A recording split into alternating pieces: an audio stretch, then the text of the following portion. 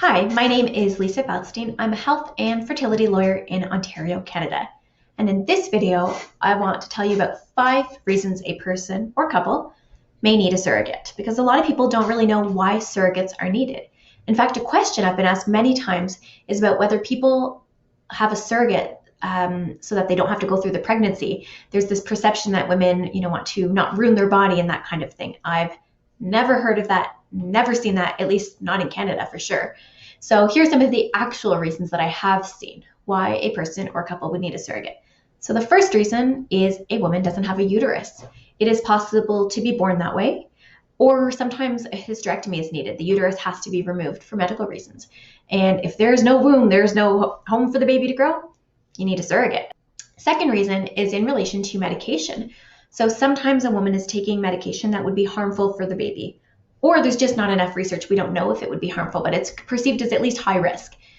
But if the woman stops taking the medication, she's at risk. So an example would be a woman taking medication in relation to cancer. Maybe she's in remission, but if she stops taking the medication, the doctors are worried that her cancer will come back. Well, what is she to do? Become pregnant and hope she doesn't get cancer? And then what?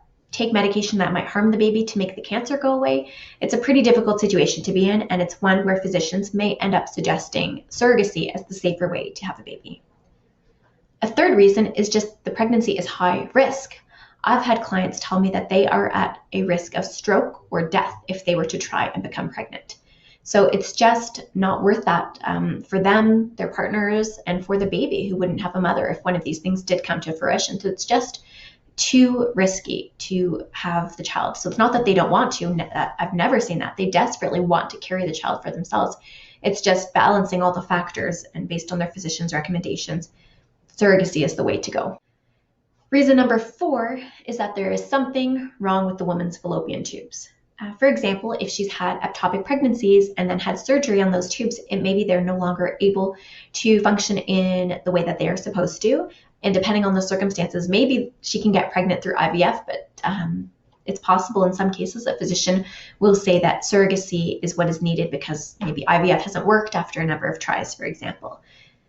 The final reason is not medical at all, like I've been discussing in the first 4. The final reason is same-sex couples.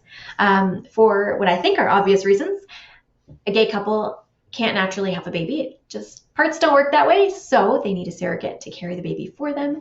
And so that's a very, very common reason that couples or single people, for that matter, actually as well. It's just in relation to a single dad may be straight, but not able, for again obvious reasons, to carry the baby himself. So if you don't have all the ingredients, surrogacy may be what's absolutely necessary in order to complete one's family. So I hope that you learned something new, and I'll see you in the next video.